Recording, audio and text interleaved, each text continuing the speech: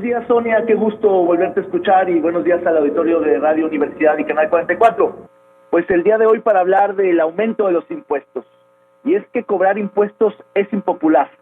Pocos gobiernos se atreven a aumentar, menos aún a crear nuevos impuestos o tributos. Y es que ningún elector, sea empresario o empleado, que son los que pagan impuestos, le gusta hacerlo. Por eso se llaman así, porque son impuestos.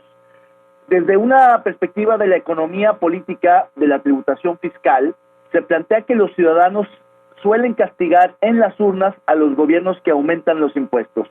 Por eso hay que reconocer el valor del gobierno del Estado para aumentar la recaudación en Jalisco. Aunque sea políticamente incorrecto estar a favor del aumento de impuestos, se trata de una decisión correcta. Pocas políticas fiscales son más responsables que asumir el costo político de corto plazo para priorizar la consecución de bienes públicos de largo plazo. Aunque en la narrativa oficial se anunció que el aumento al impuesto sobre nómina, el ICN, fue iniciativa privada, en realidad fue un planteamiento gubernamental.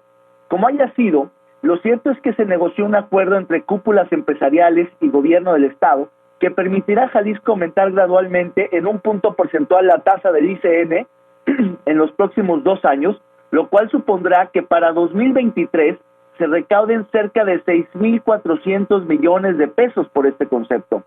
Desde luego que no fue un asunto consensuado entre todos los empresarios, precisamente porque se trata de eso, de un impuesto desde el gobierno, pero con la aceptación de las representaciones oficiales del sector privado jalisciense.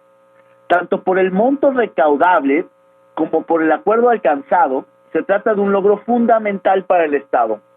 Como parte de esas negociaciones, el gobierno se comprometió a crear un fondo para la infraestructura educativa con el objetivo de garantizar el correcto destino de los recursos. Si bien es un mecanismo que permite etiquetar lo recaudado para dicho propósito, ese mismo mecanismo de financiamiento sería administrado preponderantemente por el sector privado. Y no obstante el incremento que será absorbido por los empresarios, por las empresas, es fundamental garantizar no solo la transparencia en el manejo de dichos recursos, sino la rectoría del Estado en su asignación.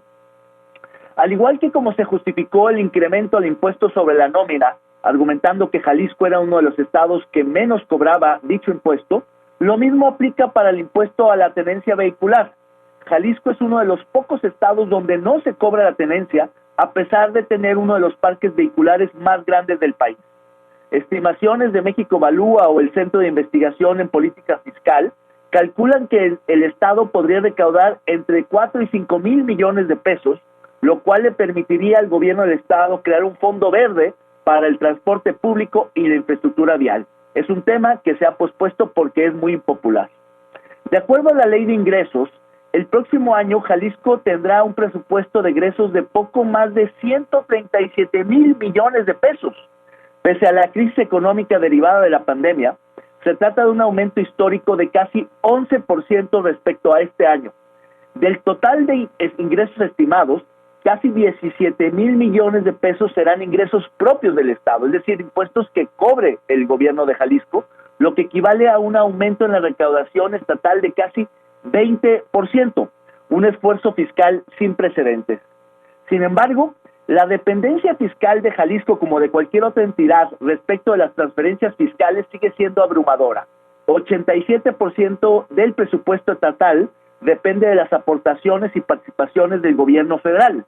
Incluso estas aumentarán en casi 10% y pasarán de casi 110 mil millones de pesos que se ejercerán este año a poco más de 120 mil millones que recibirá el próximo año Jalisco. Eso, Sonia, sin contabilizar otras transferencias indirectas y subsidios vía programas sociales o gasto vía delegaciones federales como la del IMSS, que es inmensa. De ahí que el maltrato fiscal de la federación que acusa el gobernador no es tal.